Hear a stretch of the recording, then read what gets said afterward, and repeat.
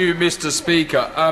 Mr. Speaker, there is a lot of opposition in this chamber for the deal, and I think most people recognise it is probably going to go down tomorrow night to defeat. But when I look around the chamber and I listen to the speeches, and this is the first time I've taken part in the debates on this actual issue, Mr. Speaker. I've been involved in the statements and the UQs, but it's the first time I've spoken in the debate.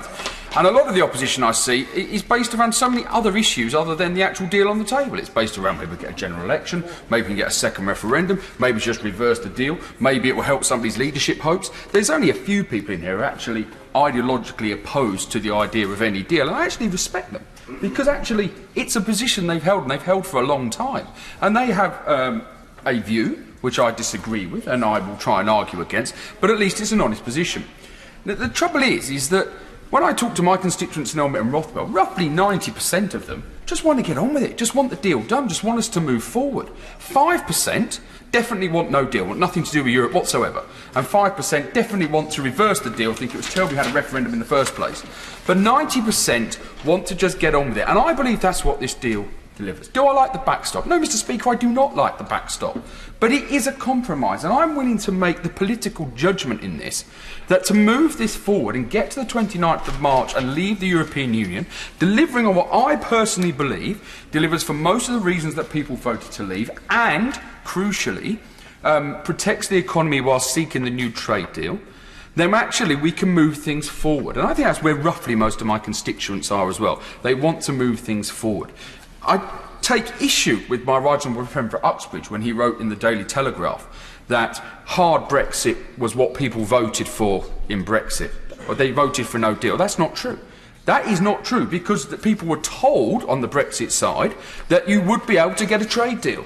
So it's not true to say that there is no deal. And the three areas which concern me, Mr. Speaker, is first of all, no deal. I don't believe that no deal works for this country. I look at the small manufacturing organisations in my constituency who feed up the supply chain to the big organisations who do export and need that frictionless trade and need that ability to move goods freely over just-in-time scenarios which have been built over many, many years and decades, and know that that knock-on effect will affect them directly. I honestly believe that if this decision was to be reversed, that there wouldn't be an international business in the world who would say, great, it's all over and done with, let's invest in Britain. Because surely the question would be, well, when are they going to change their mind again? And I also don't support a second referendum, Mr. Speaker, because I don't see what it actually delivers. I've probed members this evening who are supporting a second referendum. They've come up that it would only have two questions: remain or take the deal. Well, as I've pointed out, I think the genie's out the bottle. I don't think we can reverse this into remain. I think we need to get a solid trade deal and move forward. But I equally fear, just building on the comments towards the end of the Honourable Lady for Batley and Spen's speech, someone who I have a great deal of respect for, she's absolutely right, that there is a growing far-right sentiment which has been uncovered and given a platform and empowered by this. And a second referendum surely would be one of the most divisive and, quite frankly, evil campaigns we've seen, far worse than the last one, because we're seeing this raise its head. We're seeing it out on College Green. We're seeing it being exploited by those tendencies who have no respect for democracy at all. And so I fear that, A, you have a very nasty campaign, but B, you don't actually solve anything. So if it comes back and says has the deal, you're still going to be having some of the similar arguments in here.